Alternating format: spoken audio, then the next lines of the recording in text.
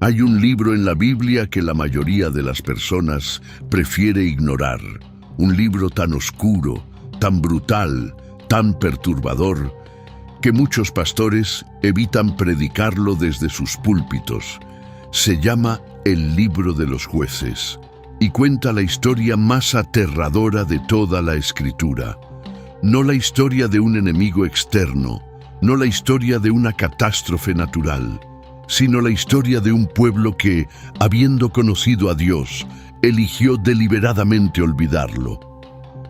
Lo que estás a punto de ver es un recorrido por aproximadamente 300 años de la historia de Israel, desde el 1380 hasta el 1050 a.C., un período en el que héroes imperfectos, mujeres valientes, guerreros despiadados y profetas olvidados se turnaron en un ciclo de fe, rebelión, castigo y redención que se repite una y otra vez.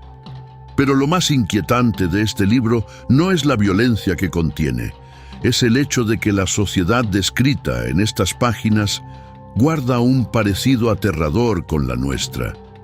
En aquellos días no había rey en Israel.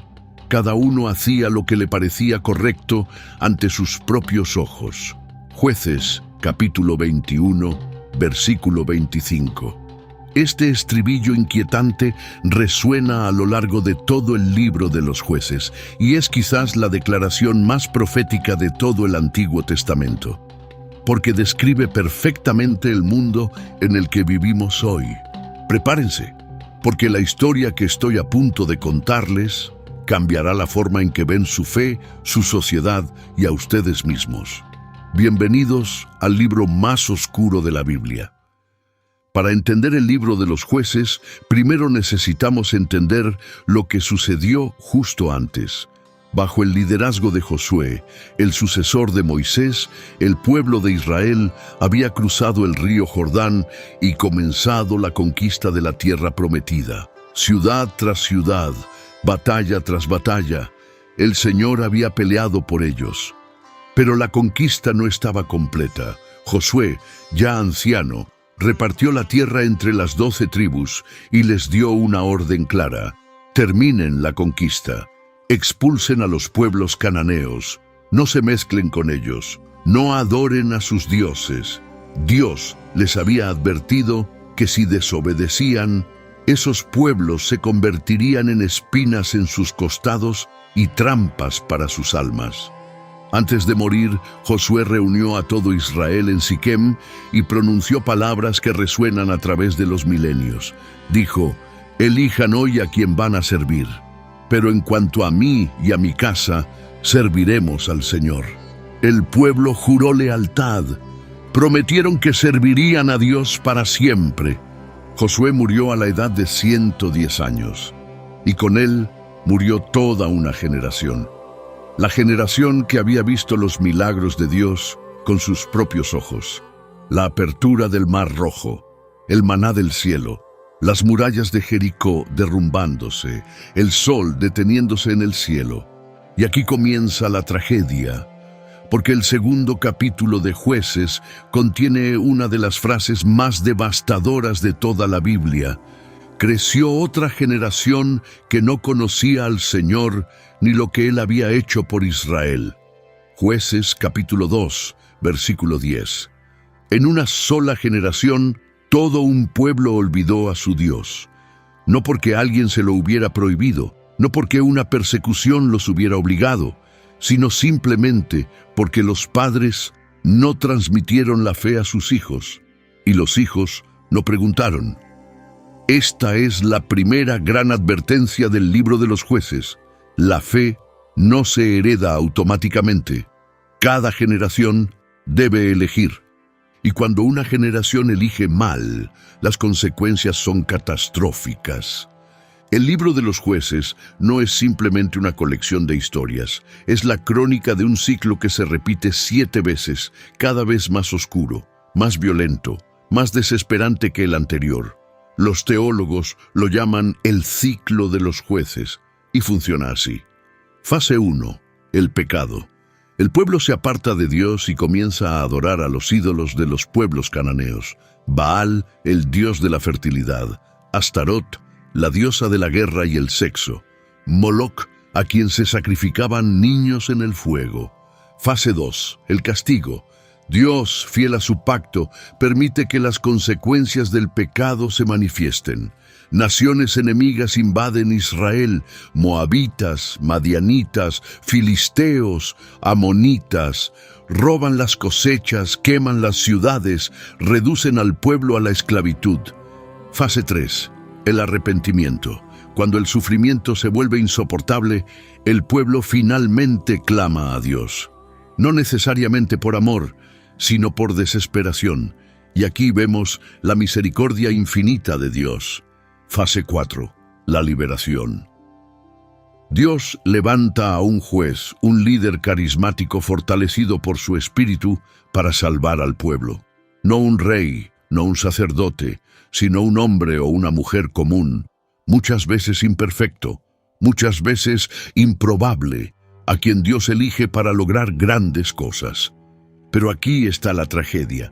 Después de cada liberación, el pueblo olvida y el ciclo comienza de nuevo. Pero cada vez el pecado es más profundo, la violencia es más extrema, los jueces mismos se vuelven más defectuosos. Es una espiral descendente que arrastra a toda una nación hacia la oscuridad. En total, el libro menciona 12 jueces, 6 mayores y 6 menores.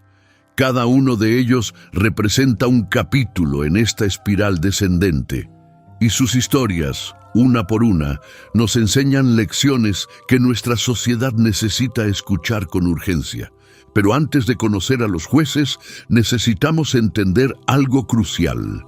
Necesitamos entender por qué los israelitas seguían cayendo. ¿Qué tenía la religión cananea que era tan irresistible? Para oídos modernos, la idea de adorar un ídolo de piedra suena absurda. ¿Por qué alguien cambiaría al Dios viviente por una estatua? Pero la religión cananea no era primitiva. Era sofisticada, seductora y brillantemente diseñada para explotar cada debilidad humana. Baal no era solo una estatua, era un sistema. Los cananeos creían que Baal controlaba la lluvia, y en una tierra donde tu supervivencia dependía de la cosecha, eso significaba que Baal controlaba tu sustento. Si querías que tus cultivos crecieran, hacías ofrendas a Baal. Si los cultivos de tu vecino eran mejores que los tuyos, quizás él estaba haciendo ofrendas más grandes. La economía de la idolatría creaba una presión social casi imposible de resistir, pero iba más allá de la economía. El culto a Astarot, la diosa de la fertilidad, incluía prostitución ritual. Los templos sagrados estaban atendidos por hombres y mujeres cuya función era tener relaciones sexuales con los adoradores como un acto religioso. En nombre de la religión, cada deseo de la carne no solo era permitido, sino fomentado. Imagina vivir como un joven israelita, rodeado de una religión que te decía que tus apetitos sexuales no eran pecados que resistir, sino actos de adoración que celebrar. Imagina la atracción de eso. Y luego estaba Moloc. El culto a Moloc exigía la ofrenda más horrorosa que se pueda imaginar: niños. Los bebés eran colocados en los brazos ardientes de metal del ídolo mientras los tambores sonaban con fuerza para ahogar los gritos. Esto no lo hacían salvajes primitivos, lo hacía una civilización con arte, poesía y arquitectura. Lo hacían personas que se habían convencido a sí mismas de que el mayor sacrificio demostraba la mayor devoción. Esto era lo que Israel enfrentaba, no una tentación burda, sino toda una cosmovisión, un sistema que santificaba la avaricia a través de Baal, la lujuria a través de Astarot y la crueldad a través de Moloc. Y la tragedia es que Israel no rechazó este sistema, lo fusionó con su propia fe. Mantenían el nombre de Dios en sus labios mientras quemaban incienso a Baal en las colinas. Iban al tabernáculo en los días santos y a los bosques sagrados los fines de semana. Esto es lo que la Biblia llama sincretismo. Y es quizás la enfermedad espiritual más peligrosa que existe. No el rechazo abierto de Dios, sino la mezcla silenciosa de Dios con todo lo que no es Dios, hasta que ya no puedes distinguir la diferencia. Tengan esto en mente mientras recorremos las historias de los jueces, porque cada caída, cada fracaso, se remonta a este veneno. Ahora comencemos. El primer juez es Otoniel, y su historia es casi un modelo ideal de cómo debería funcionar el ciclo. Después de la muerte de Josué, los israelitas casi de inmediato comenzaron a adorar a Baal y a Astarot. El Señor los entregó en manos de Cusán-Risataim, rey de Mesopotamia, quien los oprimió durante 8 largos años. Pero cuando el pueblo clamó a Dios, el Espíritu del Señor vino sobre Otoniel, sobrino del gran Caleb. Otoniel marchó contra el rey opresor, lo derrotó y la tierra tuvo paz durante 40 años. Simple, limpio, eficaz. Pero presten atención a lo que viene después. Porque la historia de Otoniel es la última vez que algo en el libro de los jueces será tan sencillo. De aquí en adelante, cada capítulo se vuelve más oscuro. Cada juez está más quebrantado y cada liberación tiene un precio más alto. Después de la muerte de Otoniel, Israel volvió al pecado, y esta vez Dios permitió que Eglón, el obeso rey de Moab, conquistara la ciudad de las palmeras, Jericó, y oprimiera a Israel durante 18 años. Pero la forma en que Dios liberó a su pueblo esta vez es decididamente menos poética. Dios eligió a Ahod, un benjaminita zurdo. En la cultura de aquella época, ser zurdo se consideraba un defecto, casi una discapacidad. Pero Dios usó esta misma peculiaridad a su favor. Ahod forjó una daga de doble filo, de un codo de largo, aproximadamente 30 centímetros. La escondió debajo de su ropa en el muslo derecho, donde nadie pensaría en buscar, porque todos eran diestros. Ahod se presentó en el palacio del rey Eglón con el tributo anual. Después de entregar el tributo, le dijo al rey: «Tengo un mensaje secreto para ti, oh rey». Eglón, intrigado, mandó salir a todos sus sirvientes de la sala superior. Y cuando estaban solos, Ahod dijo: «Tengo un mensaje de Dios para ti». Y con su mano izquierda sacó la daga y se la clavó en el vientre. La Biblia nos dice, con un realismo casi cinematográfico, que la hoja desapareció por completo en la grasa del rey, y la grasa se cerró sobre el mango, porque Ahod no retiró la daga. Ahod salió de la sala, cerró las puertas con llave tras de sí y se marchó. Los sirvientes del rey, al ver las puertas cerradas, supusieron que el rey estaba usando el baño, y esperaron, hasta que la situación se volvió embarazosa. Cuando finalmente derribaron las puertas, encontraron a su rey muerto. Mientras tanto, Ahod había llegado a las montañas de Efraín, tocó la trompeta de guerra y reunió un ejército que mató a 10,000 moabitas en los vados del Jordán. La tierra tuvo paz durante 80 años. La historia de Ahod nos enseña algo fundamental. Dios no elige a los perfectos. Dios no elige según los estándares del mundo. Elige a los zurdos, a los imperfectos, a los improbables, y los transforma en instrumentos de su voluntad. Y justo después de Ahod, la Biblia nos da uno de sus versículos más misteriosos e intrigantes. Una sola frase sobre un hombre llamado Samgar. Después de Ahod vino Samgar, hijo de Anat, quien mató a 600 filisteos con una aguijada de bueyes. Él también salvó a Israel. Eso es todo. Un versículo. Jueces capítulo 3, versículo 31. Sin historia previa, sin llamado de Dios, sin discurso de despedida, solo una línea sobre un hombre que tomó una herramienta de labranza, un palo de madera con punta de metal que se usaba para arrear bueyes, y mató a 600 guerreros filisteos entrenados con ella. Piensa en lo que eso significa. Samgar no era un soldado, era un campesino. No tenía espada, ni lanza, ni armadura. Tenía un palo, y con ese palo salvó a toda su nación. No sabemos si Samgar planeó su ataque o si los filisteos vinieron a él. No sabemos si ocurrió en una sola batalla o en una serie de enfrentamientos. La Biblia no nos lo dice, pero nos dice lo suficiente. Nos dice que en una época en que Israel no tenía armas porque los filisteos las habían confiscado todas, Dios pudo usar a un campesino con una aguijada de bueyes para lograr lo que un ejército no pudo. Samgar nos recuerda que Dios no necesita nuestros recursos, no necesita nuestras cualificaciones, no necesita nuestra preparación, necesita nuestra obediencia. Y a veces, los actos de fe más poderosos los realizan personas cuyos nombres apenas aparecen en los registros.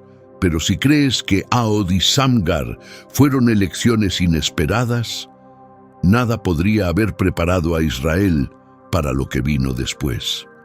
Después de un breve período de paz, Israel cayó en pecado una vez más, y esta vez el castigo fue aterrador. Jabín, rey de los cananeos, y su general Sísara poseían algo que nadie en Israel podía enfrentar: 900 carros de hierro. Durante 20 años, estos carros de hierro aterrorizaron a Israel, haciendo imposible cualquier resistencia. Pero en este momento de oscuridad absoluta, Dios hizo algo que desafió todas las convenciones de la época. Eligió a una mujer. Débora, profetisa y jueza, se sentaba bajo una palmera entre Ramá y Betel, y todo Israel acudía a ella en busca de justicia. Débora convocó a Barak, el comandante militar de las tribus del norte, y le dijo: «El Señor, el Dios de Israel, te ordena: ve, reúne 10,000 hombres de Neftalí y Zabulón y marcha al monte Tabor. Yo atraeré a Sísara con sus carros y su ejército hasta el río Sisón, y lo entregaré en tus manos». La respuesta de Barak lo revela todo: «Si tú vienes conmigo, iré, pero si no vienes conmigo, no iré». Un comandante militar que se negaba a ir a la batalla sin una mujer a su lado. No por falta de respeto hacia Débora, sino porque reconocía que el Espíritu de Dios estaba sobre ella. Débora aceptó, pero le advirtió: «La gloria de esta victoria no será tuya. El Señor entregará a Sísara en manos de una mujer». La batalla del río Sisón es uno de los momentos más espectaculares del Antiguo Testamento. Débora gritó a Barak: «Levántate, este es el día en que el Señor ha entregado a Sísara en tus manos. ¿Acaso el Señor no marcha delante de ti?». Y Barak cargó montaña abajo con sus 10,000 hombres. Pero no fue la fuerza de Israel la que venció ese día. La Biblia nos dice que el Señor derrotó a Sísara y a todos sus carros. El cántico de Débora en el capítulo 5 revela cómo: «Desde los cielos pelearon las estrellas, desde sus órbitas pelearon contra Sísara. El río Sisón los arrastró». Una tormenta repentina y violenta transformó la llanura en un pantano. Los 900 carros de hierro, la mayor arma tecnológica de la época, se convirtieron en trampas mortales, hundiéndose en el lodo. Sísara, el temido general, abandonó su carro y huyó a pie. Llegó exhausto a la tienda de Jael, esposa de Heber el Ceneo, un pueblo aliado de los cananeos. Jael lo recibió, le dio leche, lo cubrió con una manta, y cuando Sísara se quedó dormido, Jael tomó una estaca de la tienda y un martillo, y le clavó la estaca en la sien, atravesándolo hasta el suelo. La profecía de Débora se había cumplido. Sísara fue entregado en manos de una mujer, pero no de Débora, de Jael, una mujer de un pueblo extranjero que eligió ponerse del lado del Dios de Israel. El Cántico de Débora, en el capítulo 5, es considerado uno de los textos poéticos más antiguos de la Biblia y contiene una escena desgarradora. La madre de Sísara mirando por la ventana, esperando el regreso de su hijo. Sus damas de compañía le dicen, seguramente está repartiendo el botín, pero su hijo nunca regresará. La historia de Débora es un recordatorio poderoso. En una época en que las mujeres no tenían voz, Dios eligió a una mujer como profetisa, jueza y comandante, no porque no hubiera hombres disponibles, sino porque Dios no está limitado por nuestros marcos culturales. Débora no pidió permiso para ser grande. El Espíritu de Dios estaba sobre ella y eso fue suficiente. Después de la victoria, la tierra tuvo paz durante 40 años. Pero como siempre, la paz no duraría. Y el siguiente juez que Dios eligió sería el héroe más reacio de toda la Escritura. Después de 40 años de paz, Israel se hundió en el pecado una vez más, y esta vez el castigo fue particularmente cruel. Los madianitas, los pueblos del desierto oriental, llegaban cada año como langostas. Miles de ellos, con sus camellos y sus rebaños, invadían la tierra en tiempo de cosecha, destruyendo todo. Durante 7 años, Israel fue reducido a la hambruna. La gente se escondía en cuevas en las montañas. Y es en este contexto de terror donde encontramos a Gedeón, hijo de un agricultor de la tribu de Manasés, trillando trigo en secreto dentro de un lagar, aterrorizado de que los madianitas pudieran descubrirlo. El ángel del Señor se apareció a Gedeón y le dijo algo casi irónico. «El Señor está contigo, guerrero valiente». Gedeón, escondido en un pozo trillando grano en secreto, ¿un guerrero valiente? La respuesta de Gedeón fue brutalmente honesta. Si el Señor está con nosotros, ¿por qué nos ha pasado todo esto? ¿Dónde están todos sus milagros que nuestros padres nos contaron? Esta pregunta es quizás la pregunta más humana de toda la Biblia. Es la pregunta que millones de personas hacen cada día. Si Dios existe, ¿por qué permite el sufrimiento? ¿Dónde están los milagros? La respuesta de Dios fue simple y directa. Ve con la fuerza que tienes y salva a Israel. ¿Acaso no te estoy enviando yo? Pero Gedeón no estaba convencido. Pidió una señal, luego otra. La famosa prueba del vellón. Una vez mojado mientras el suelo estaba seco. Una vez seco mientras el suelo estaba mojado. Dios, en su paciencia, aceptó ambas veces. Finalmente, Gedeón reunió un ejército de 32,000 hombres, pero Dios dijo, «Son demasiados. Si ganan con este número, Israel dirá que su propia mano los salvó». Dios redujo el ejército. Primero mandó a casa a los temerosos, quedaron 10,000. Luego, con la prueba del agua en el arroyo, los redujo a 300. 300 hombres contra 135,000. No tenía sentido, pero ese era exactamente el punto. Dios quería que quedara claro. La victoria no sería de Israel, sería de Dios. En plena noche, los 300 hombres de Gedeón rodearon el campamento enemigo. A una señal, todos rompieron sus cántaros de barro, revelando las antorchas encendidas en su interior, y tocaron sus trompetas gritando, «La espada del Señor y de Gedeón».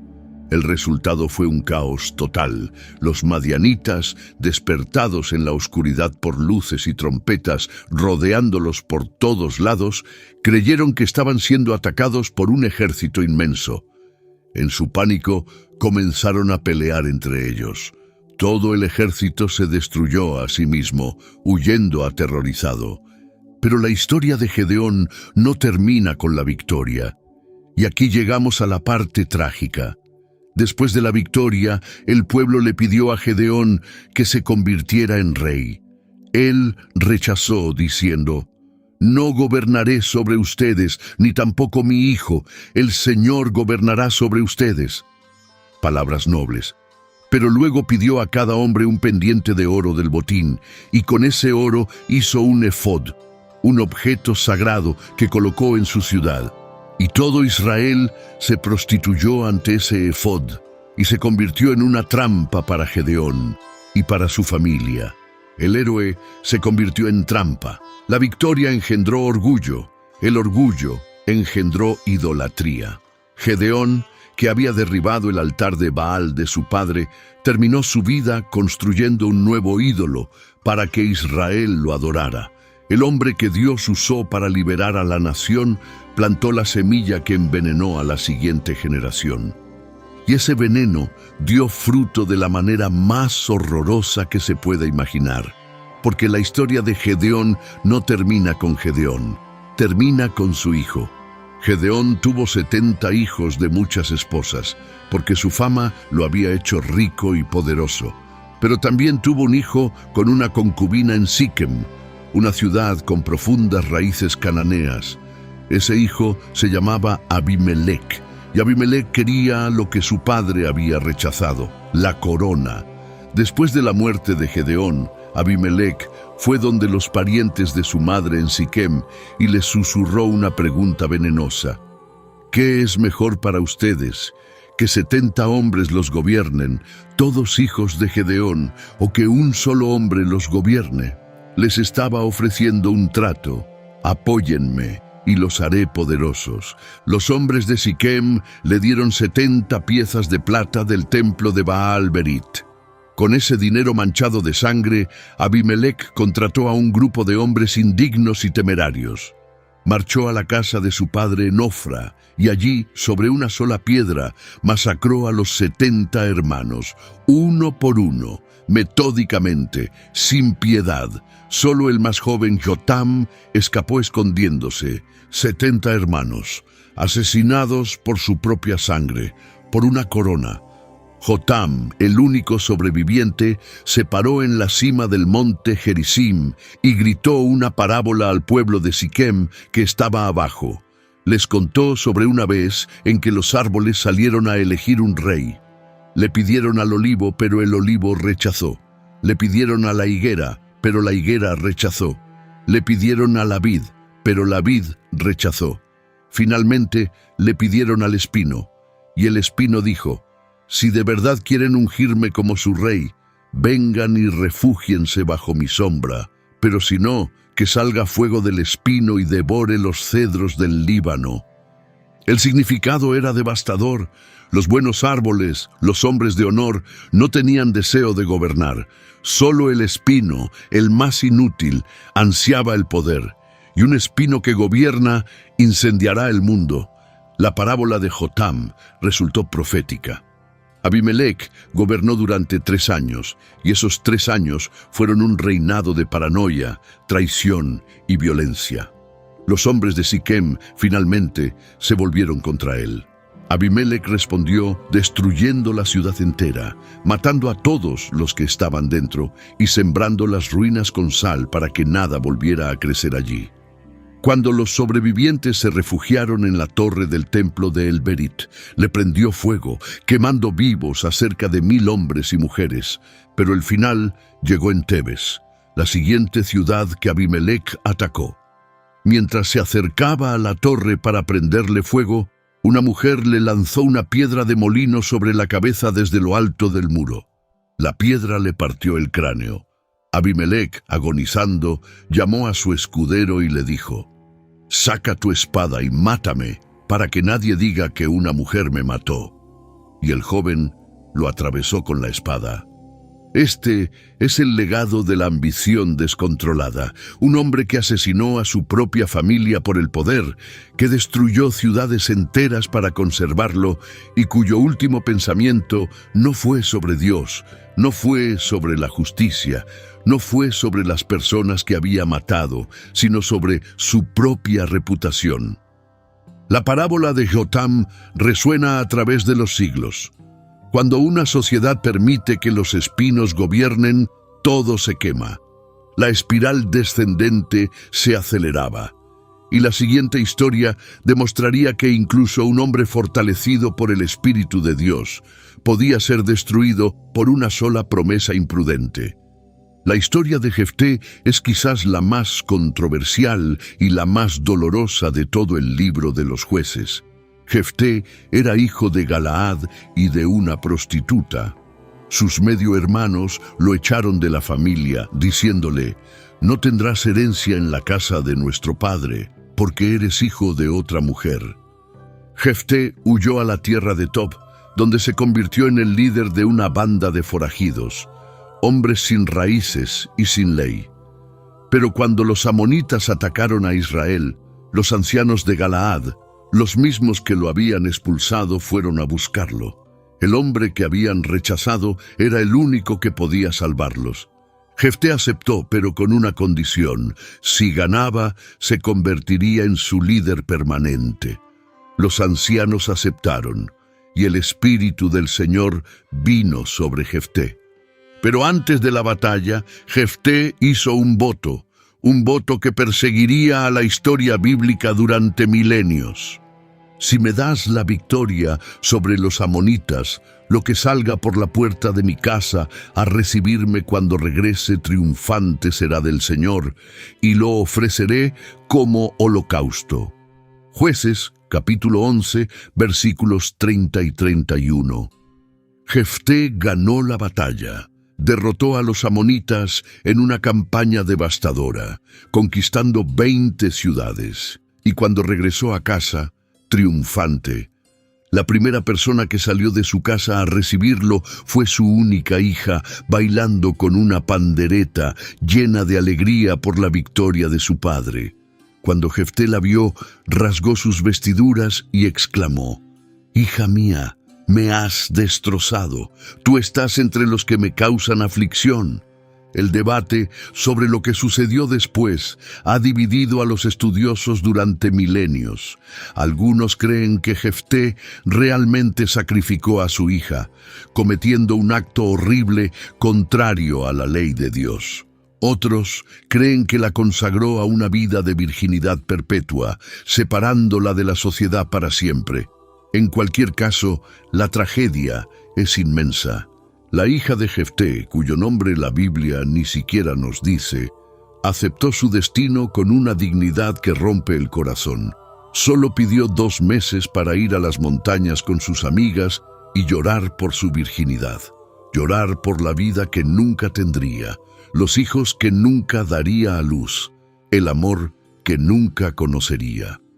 La historia de Jefté es una advertencia aterradora. Un hombre que conocía a Dios lo suficiente para hacer un voto, pero no lo suficiente para entender que Dios nunca pide sacrificios humanos. Un hombre cuyo celo religioso, sin la guía del verdadero conocimiento de Dios, destruyó a la persona que más amaba. ¿Cuántas veces en la historia de la religión el fanatismo ha destruido lo que el amor debería haber protegido? Y sin embargo, por desgarradora que sea la historia de Jefté, el libro de los Jueces guarda su mayor tragedia para el final. La historia de un hombre al que se le dio más que a cualquier juez anterior y desperdició cada uno de sus dones. Llegamos ahora a la historia más famosa del libro de los Jueces y quizás la más trágica de toda la Biblia. La historia de Sansón, el hombre que lo tuvo todo y lo perdió todo. El hombre a quien Dios le dio más que a nadie y que malgastó cada don por sus pasiones. Sansón fue un milagro desde su nacimiento. El ángel del Señor se apareció a su madre, una mujer estéril, y le anunció: «Concebirás y darás a luz un hijo. Ninguna navaja tocará su cabeza, porque el niño será nazareo de Dios desde el vientre. Él comenzará a liberar a Israel de manos de los filisteos». El voto nazareo exigía 3 cosas: nada de vino, ningún contacto con algo impuro y nunca cortarse el cabello. Recuerden esos 3 requisitos, porque la historia de Sansón es la historia de un hombre que los rompió todos, lentamente, deliberadamente, uno por uno, como un hombre que va quitando ladrillos de los cimientos de su propia casa. El Espíritu del Señor comenzó a manifestarse en él, dándole una fuerza sobrehumana. Pero desde el principio, Sansón mostró su defecto fatal, su pasión por las mujeres extranjeras.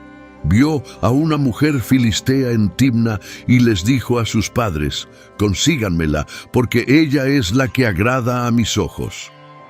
En el camino a Timna, un león lo atacó.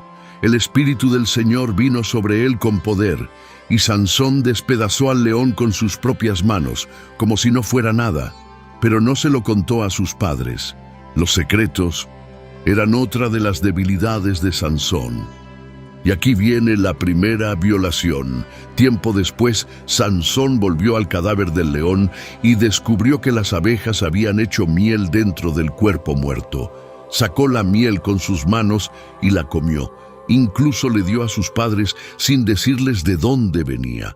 A un nazareo le estaba prohibido tocar cualquier cuerpo muerto, humano o animal. El cadáver era impuro. Y Sansón metió las manos en él, comió de él y se lo dio de comer a sus propios padres. El primer ladrillo quitado de los cimientos. En el banquete de bodas, Sansón propuso un acertijo basado en la miel del león. Pero fíjense en el escenario, un banquete de bodas. La palabra hebrea usada aquí es mishte, que literalmente significa un banquete con bebida. Sansón, el nazareo que nunca debía beber vino, estaba organizando una fiesta de 7 días con bebida. El segundo ladrillo arrancado. Cuando los filisteos no pudieron resolver el acertijo, amenazaron a su novia, quien lloró durante 7 días hasta que Sansón le reveló la respuesta. Ella se la contó a los filisteos. Sansón, furioso, mató a 30 hombres en Ascalón para pagar la apuesta y abandonó a su esposa. Su suegro la entregó a otro hombre. Cuando Sansón descubrió que su esposa había sido entregada a otro, su venganza fue espectacular y devastadora. Atrapó 300 zorras, ató sus colas de 2 en 2 con antorchas encendidas y las soltó en los campos de trigo de los filisteos, quemando toda la cosecha, los olivares y los viñedos. A partir de ese momento, la vida de Sansón se convirtió en un ciclo de violencia y venganza con los filisteos. Mató a 1000 hombres con la quijada de un burro. Arrancó las puertas de la ciudad de Gaza y las cargó sobre sus hombros hasta la cima de una montaña. Durante 20 años juzgó a Israel, pero nunca guió al pueblo a la oración. Nunca los trajo de vuelta a Dios. Sansón peleaba por sí mismo, no por el Señor. ¿Ven el patrón? Sansón violó la ley de pureza al tocar al león muerto. Violó la ley del vino en su propio banquete de bodas. 2 de los 3 pilares de su voto nazareo, rotos. Y sin embargo, su fuerza permaneció. Cada vez que pecaba sin consecuencias, su arrogancia crecía. Empezó a creer que el poder era suyo, no de Dios, que las reglas no le aplicaban a él, que podía tomar lo que quisiera sin pagar ningún precio. Esta es quizás la condición espiritual más peligrosa que existe. Pecar sin consecuencias inmediatas. Crea la ilusión de que a Dios no le importa, o peor, de que Dios lo aprueba, y prepara el escenario para la caída final. Y entonces llegó Dalila. Los señores de los filisteos fueron a ella y le ofrecieron 1100 piezas de plata cada uno, una fortuna inmensa, si podía descubrir el secreto de la fuerza de Sansón. Dalila aceptó. 3 veces Dalila le preguntó a Sansón el secreto de su fuerza. 3 veces él mintió. 3 veces ella lo traicionó, y los filisteos atacaron. Y a pesar de todo, a pesar de que era obvio que Dalila lo estaba traicionando, Sansón no se fue. ¿Por qué? Porque el pecado ciega, la pasión te hace sordo, la arrogancia te susurra, yo puedo con esto. La 4ª vez, Dalila usó el arma más poderosa, lágrimas y acusaciones.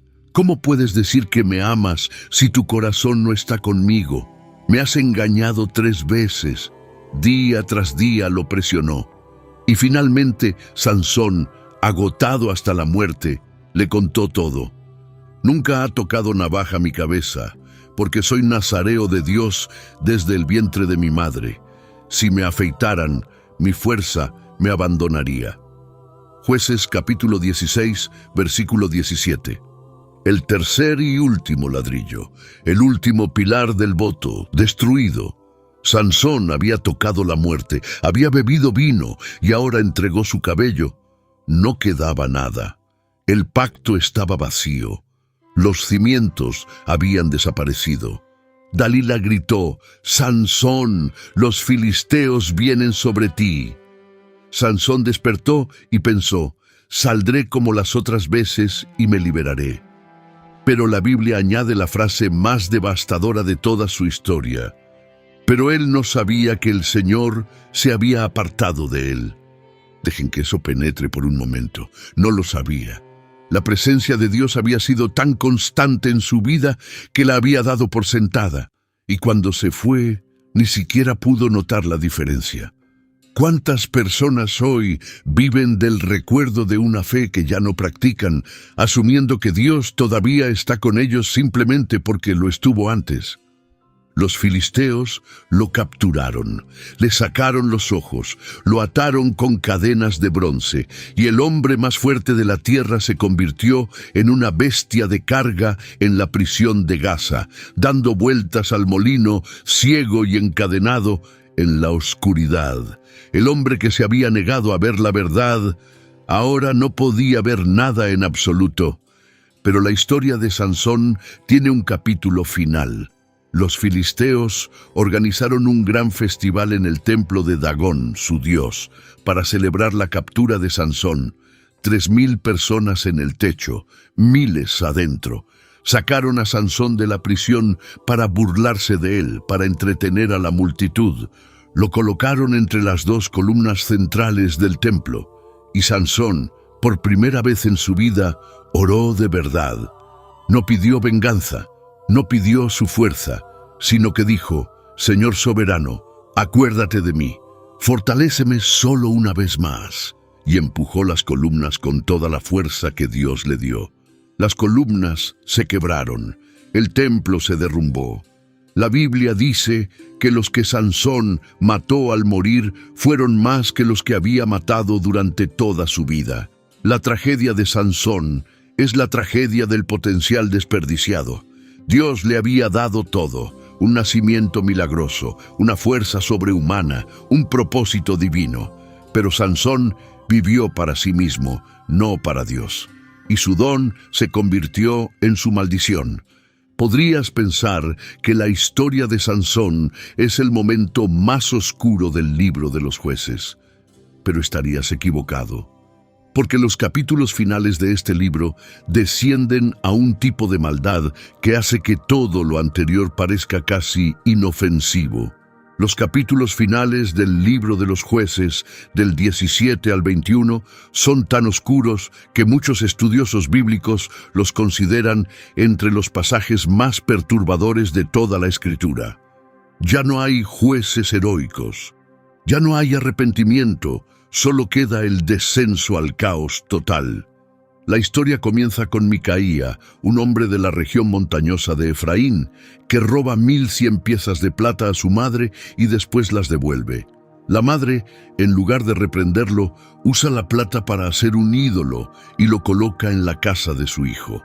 Micaía crea un santuario privado, nombra a uno de sus hijos como sacerdote y vive como si todo fuera normal. Entonces llega un levita errante, un hombre que debería haber estado sirviendo a Dios en el tabernáculo, pero que en cambio vagaba buscando trabajo. Micaía lo contrata como su sacerdote personal, diciendo: «Ahora sé que el Señor será bueno conmigo, porque tengo un levita como sacerdote». Como si Dios fuera una máquina expendedora, y tener al sacerdote correcto fuera la moneda que insertar. Y aquí la historia toma un giro aún más oscuro. La tribu de Dan, una de las 12 tribus de Israel, había fracasado en conquistar el territorio que Dios les había asignado. En lugar de confiar en Dios y pelear por su tierra, decidieron buscar una presa más fácil: Enviaron 5 espías hacia el norte, y en el camino los espías se detuvieron en la casa de Micaía. Vieron su santuario, vieron a su sacerdote levita, y lo tomaron en cuenta. Cuando los espías regresaron con el informe de una ciudad tranquila y desprevenida llamada Lais, en el extremo norte, 600 danitas armados salieron a conquistarla, pero en el camino se desviaron hacia la casa de Micaía. Entraron en su santuario y se llevaron todo: el ídolo tallado, el efod, los dioses domésticos, el ídolo de fundición. Cuando el sacerdote levita protestó, le hicieron una oferta que no pudo rechazar. ¿Prefieres ser sacerdote de la casa de un solo hombre o sacerdote de toda una tribu de Israel? El levita se alegró en su corazón, tomó los objetos sagrados y se fue con ellos. Micaía los persiguió con sus vecinos, pero los danitas se volvieron y le dijeron: «No dejes que se oiga tu voz entre nosotros, o hombres furiosos caerán sobre ti y perderás la vida». Micaía, en desventaja numérica, volvió a casa sin nada. El hombre que había construido una religión para sí mismo descubrió que alguien más fuerte podía simplemente quitársela. Los danitas marcharon hacia Lais, una ciudad pacífica y desprevenida, y la quemaron hasta los cimientos, la reconstruyeron, la renombraron Dan, y colocaron el ídolo robado de Micaía como deidad de su tribu. La Biblia nos dice que el ídolo permaneció allí mientras la casa de Dios estuvo en Silo. Toda una tribu de Israel, adorando un ídolo robado, servida por un sacerdote contratado, en una ciudad construida sobre las cenizas de gente inocente. Esto es lo que pasa cuando no hay rey en Israel. Esto es lo que pasa cuando cada uno hace lo que le parece correcto ante sus propios ojos. La religión se convierte en una mercancía. La adoración se convierte en una transacción y el pueblo de Dios se vuelve indistinguible de las naciones que lo rodean. Pero lo peor aún está por venir. En el capítulo 19 encontramos la historia más oscura de todo el libro. Un levita viaja con su concubina por el territorio de Benjamín. Se detienen en Gibeá para pasar la noche. Y esa noche, los hombres de la ciudad rodean la casa donde se han refugiado, exigiendo que les entreguen al levita. La escena es un eco explícito de Sodoma y Gomorra. Pero esta vez no son extranjeros, no son forasteros, son israelitas, el pueblo elegido de Dios, y se han vuelto indistinguibles de las mismas ciudades que Dios una vez destruyó con fuego. Lo que ocurrió esa noche en Gibeá es tan horrible que la Biblia misma parece estremecerse al contarlo. La violencia cometida contra la concubina del levita es un abismo de brutalidad que representa el punto más bajo absoluto de la espiral moral de Israel. Este era un pueblo que había caminado por el Mar Rojo en tierra seca, un pueblo que había escuchado la voz de Dios en el Sinaí, y ahora se habían hundido más bajo que las naciones que Dios había juzgado antes que ellos. A la mañana siguiente, el levita encontró a la mujer en el umbral de la puerta. La llevó a casa. Y lo que hizo después conmocionó a todo Israel. Cortó su cuerpo en 12 pedazos y envió un pedazo a cada una de las 12 tribus de Israel con un mensaje. ¿Ha ocurrido algo semejante desde que Israel subió de Egipto? Considérenlo, deliberen y hablen. La respuesta de Israel fue unánime. Todos, desde Dan hasta Beerseba, se reunieron para castigar a Benjamín. Pero Benjamín se negó a entregar a los culpables. Siguió una guerra civil devastadora. 40.000 israelitas murieron en los combates, y la tribu de Benjamín fue casi exterminada, reducida a 600 hombres sobrevivientes. Y la solución que Israel encontró para salvar a la tribu de Benjamín de la extinción fue más violencia. Atacaron la ciudad de Jabes de Galaad porque no había participado en la guerra, matando a todos excepto a las jóvenes, a quienes entregaron como esposas a los benjaminitas sobrevivientes. Y cuando no fueron suficientes, permitieron que los benjaminitas secuestraran a las muchachas de Silo durante un festival religioso. Violencia engendrando violencia engendrando violencia. Un ciclo sin fin. Y el libro cierra con la misma frase con la que comenzó el horror. En aquellos días no había rey en Israel. Cada uno hacía lo que le parecía correcto ante sus propios ojos. Jueces, capítulo 21, versículo 25. Entonces, ¿por qué importa todo esto? ¿Por qué debería interesarnos un libro escrito hace más de 3000 años sobre un pueblo en una tierra que la mayoría de nosotros nunca ha visitado? Porque el libro de los jueces no es solo historia antigua, es un espejo. Y si tenemos el valor de mirarnos en él, lo que veamos podría asustarnos. Piénsenlo.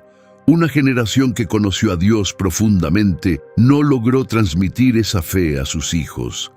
Y en una sola generación, todo se derrumbó. La fe no es algo que se hereda como un apellido. No es algo que sobrevive en piloto automático. Es una elección que cada generación debe hacer de nuevo. Y cuando una sociedad deja de enseñar la verdad a sus jóvenes, el declive no es una posibilidad, es una certeza. Y consideren esto, cada uno hacía lo que le parecía correcto ante sus propios ojos. ¿Ha existido alguna vez una frase que capture con más precisión el espíritu de nuestra época? Mi verdad, tu verdad, ninguna verdad absoluta. Celebramos esto como libertad, pero el libro de los jueces nos muestra el destino de ese camino. No lleva a la liberación, lleva al caos, no lleva a la tolerancia, lleva a la violencia, porque cuando cada persona se convierte en el único juez de lo que está bien y lo que está mal, no queda justicia para nadie. Y sin embargo, entretejido en toda esta oscuridad, hay un hilo tenaz de esperanza. Miren a los jueces que Dios eligió. Ahod, el zurdo, Samgar, el campesino con un palo, Débora, en un mundo que silenciaba a las mujeres, Gedeón, el cobarde escondido en un lagar, Jefté, el hijo rechazado de una prostituta, Sansón, esclavo de sus propios deseos. Ninguno de ellos era digno, ninguno de ellos estaba cualificado, pero Dios usó a cada uno de ellos, y si eso no te da esperanza, no sé qué lo hará. No necesitas ser perfecto para que Dios te use, solo necesitas estar dispuesto. Pero el libro de los jueces también lleva una advertencia sobre esa esperanza. 7 veces el pueblo pecó, 7 veces Dios los rescató. Pero cada rescate fue más difícil, más desordenado, más doloroso que el anterior. La gracia de Dios es incansable, sí, pero llega un punto en que el pecado ha hecho tanto daño que el pueblo ya ni siquiera puede escuchar la voz de Dios. No porque Él dejó de hablar, sino porque ellos dejaron de escuchar. Y esto nos lleva al mensaje más profundo de todo el libro. El libro de los jueces es, en su esencia, la historia de un pueblo que necesita desesperadamente un rey. No un rey humano, que fallará como todos los demás, sino un rey perfecto, un líder que no traicionará, un juez que también sea salvador. Cada ciclo roto, cada juez fracasado, cada descenso a la oscuridad apunta hacia alguien que aún no ha llegado, alguien que romperá el ciclo de una vez por todas. Para los cristianos, ese rey es Jesucristo, pero incluso para quienes no comparten esta fe, el mensaje del libro de los jueces sigue siendo urgente e innegable. Una sociedad sin brújula moral, sin la capacidad de distinguir el bien del mal, sin nada más grande que ella misma ante lo cual responder, es una sociedad condenada a repetir este ciclo antiguo. Pecado, sufrimiento, desesperación, y quizás, si tenemos suerte, redención. La pregunta que el libro de los jueces nos plantea a cada uno de nosotros es tan simple como aterradora. ¿En qué punto del ciclo te encuentras ahora mismo? ¿Estás haciendo lo que te parece correcto ante tus propios ojos? ¿O estás buscando lo que es correcto ante los ojos de Dios? Gracias por ver este recorrido por el libro de los Jueces. Si este video te impactó, te hizo pensar o te enseñó algo nuevo, quiero pedirte 3 cosas. Primero, deja un comentario abajo. Cuéntame qué historia de Jueces te golpeó más fuerte. ¿Fue el valor de Débora? ¿La caída de Sansón? ¿El horror de Gibeá? ¿La parábola del espino de Jotam? Quiero saber tu opinión y leo cada uno de los comentarios. Segundo, comparte este video con alguien que te importe, alguien que necesite escuchar este mensaje. Cada vez que compartes, nos ayudas a llevar estas historias a personas que quizás nunca abrirían una Biblia por su cuenta. Tercero, suscríbete y activa la campana de notificaciones. Cada semana traemos otra historia bíblica a la vida con animaciones realistas y reflexiones profundas que no encontrarás en ningún otro lugar. Y hablando de lo que viene después, nuestro próximo episodio tiene lugar exactamente en el mismo período del libro de los Jueces, pero cuenta un tipo de historia completamente diferente, sin guerra, sin violencia, sin espiral hacia la oscuridad. En cambio, es la historia de una viuda extranjera llamada Ruth, que siguió a su suegra a una tierra desconocida y encontró algo extraordinario: amor, lealtad y redención en el corazón mismo de la época más oscura de Israel. Es una de las historias más hermosas de toda la Biblia y cambiará la forma en que ves el libro de los Jueces para siempre. No te la puedes perder. Recuerda, la Biblia no es solo un libro antiguo, es un espejo para nuestras almas y un mapa para nuestro futuro. Hasta la próxima. Que Dios te bendiga.